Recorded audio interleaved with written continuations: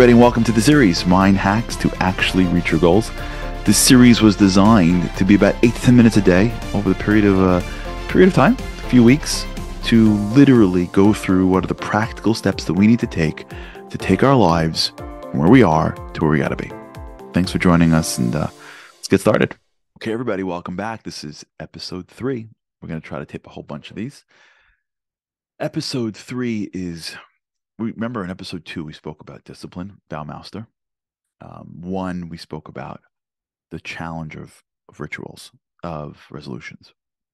And so what I want to do in the 3rd episode really is to start the process of understanding something called neuroplasticity. And if you've been with me before, you know about this. I talk about it a lot. I wrote a book about it called Unlocking Greatness. You can check it out. It has much more detail in there than I'm going to say. But either way, we'll try to give you an overview. And it's important to get an overview because knowing how your mind works is critical to know how to accomplish your goals. You can't hack your mind, so you don't know how it works. So obviously, this can be much more complicated than I'm saying. I'm going to simplify it.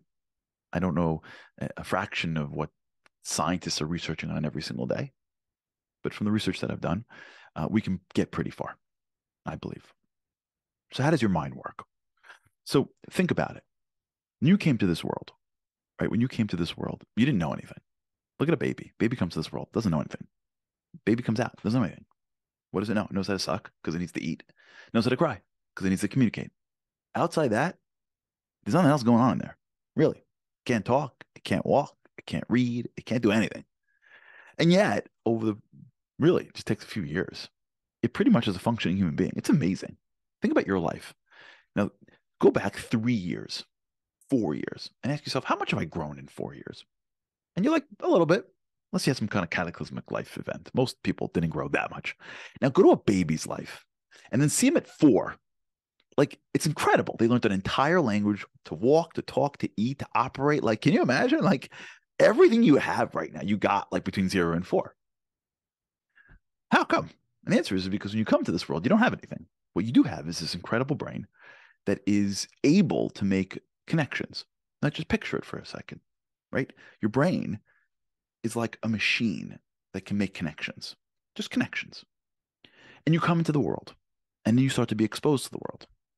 So you're sitting in your house and you're little and you hear your mom point to a cup and say, give me the cup.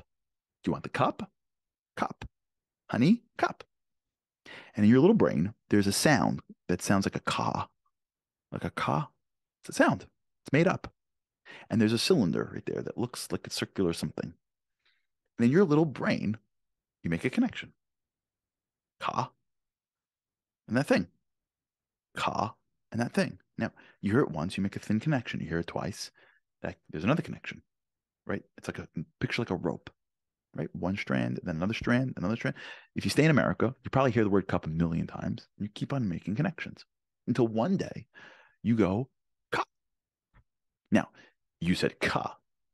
To your family, it's like, holy cow, you're a genius, right? They're like, you got to be kidding me. They call the whole family in, they take videos, they show it to ground, like they go nuts. You said ka. Now, you get all this positive attention. You love it. So you go ka, ka. And when you say it, you need much more brain power than just hearing it. So your brain is making more connections.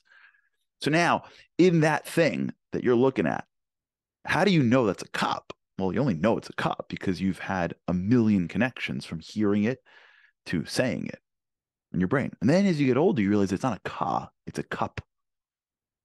It's not just that cylinder, it's multiple ones, and they're bigger and smaller. And all that's happening is you're exposing yourself to language. You're just listening to it. You're talking. And all listening and talking is doing is basically, if you can look into your brain, there's this one connection between a word and a sound. I'm sorry, between a sound and a thing that continues to grow until it's rock solid. And you live in America for any significant period of time. They wake up in the middle of the night and they say, what's this thing? You're not like, I don't know. It starts with a C. I know that. Remind me again. Why? Because in your brain is a neural connection that is so strong between the sound and the thing that it feels like you. And if someone says to you, do you speak English? You go, yeah. The answer is, you don't speak English. Your brain just has a computer connection called cup and a million other words. And in fact, if you would have moved to a different country, right? If you would have literally moved to Brazil, you wouldn't remember a cup. You would say it in Spanish. You wouldn't know that that's a cup anymore. But you may recall it, but you wouldn't even remember it because in your brain, the English word would have been very thin, the connection. And so you'll sort of remember it, but in a different language, it'll be stronger. You with me? So think about everything you know and ask yourself, well, how do I know anything? And the answer is you only know things because in your brain, there's a connection that was being formed. And that connection that was formed um, created a knowledge. Now, it feels like it's you, but it's not. It's just your brain. You would have known different words had you gone to a different place. With me? Okay. So now let's take that and now add actions. When you're little, they put a little cereal bowl in front of you and you're eating with your hands and drinking, and it's a disaster. It looks like, you got hit by a bus. Everything's all over the place. And over time, someone teaches you how to stick a spoon into a bowl and put it to your mouth. Now that's a whole bunch of stuff you got to learn. You got to learn how to get that thing into the bowl, keep it within the bowl, capture enough milk and cereal, bring it to your mouth, and make sure nothing falls out of that thing until it gets fully into your mouth. Seems like not a big deal to you today, but it was a big deal to you when you were little. How'd you know that move? The answer is your brain learned how to do this and how to move its hands in a certain way. Now, watch this. This is pretty cool. Once the brain learns specific moves, hand, spoon, mouth, that consistently repeat itself, it actually creates like almost like a hack. It's cool. And it creates like, like you ever like plug something in, picture if you can, like a plug. Think of like your iPhone plug, right? So the white iPhone plug is not really the plug, it's the wires. But in order to make sure the wires don't separate, they cover the wires with like a plastic tube, a white plastic tube, right? Think of it like that with your brain. Your brain has moves. And once the moves become consistent, right? Hand, cereal, mouth, the brain goes, oh, these four moves are always together. Let me make the moves and then I will put something around it. It's brilliant. It's amazing. Your brain is the most greatest gift God's ever given to the world. It's your brain. And I put around it's called myelin. It's like a thin substance that makes the actions quicker, quicker, quicker, quicker, quicker. Right? This is, by the way, how baseball players can hit a fastball coming at them at 90 miles an hour. Like, how is it possible to hit an object coming at you that fast? You can't think. You think a baseball player gets up there and it's like, should I hit it? I don't know. Are you kidding? From the hand of the pitcher to the catcher's mitt is a second. The hitter can't think. How does it know what to hit? It's muscle memory. The hitter's swinging muscles are so well defined that he comes across that ball. His brain already creates this myelin around his move. He's seen so many patterns of balls that his brain already recognizes that when the ball comes out of the hands of that pitcher that way, that's going to be a curveball. And it's going to end up here. That's a fastball. I got to go quicker. It's happening at a muscle memory level that is much quicker than the conscious mind. So if you think about the knowledge that you have and the actions that you have, now think of it like that.